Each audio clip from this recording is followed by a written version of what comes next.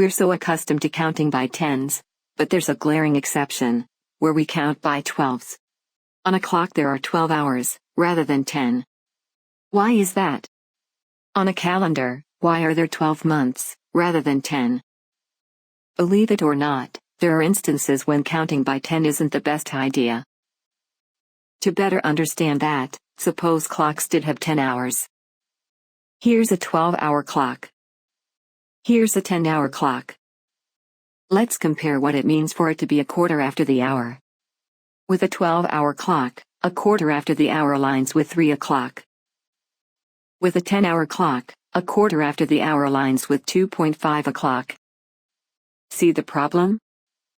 We don't want to measure main units of time, hours, in decimal amounts. We want whole numbers. A 10-hour clock is filled with decimal values like this. For example, a third of an hour aligns with 4 o'clock, in a 12-hour system. In a 10-hour system? It's 3 1/3 o'clock. Yikes. And, even when the 10-hour system has a whole number value, it's confusing. For example, 6 o'clock in the 12-hour system is the same as 5 o'clock in the 10-hour system. Confused yet? Why does this happen? Look at the factors of 10. 1, 2, 5, and 10.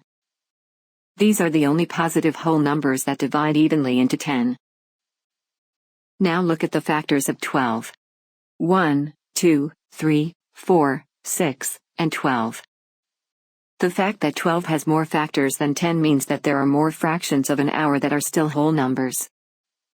For example, a quarter of an hour, a third of an hour, half an hour, and 3/4 of an hour, in a 12-hour system, still result in whole number amounts of time.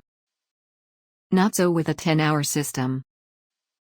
Now do you see why it's easier to count by 12s, when it comes to time, than to count by 10s?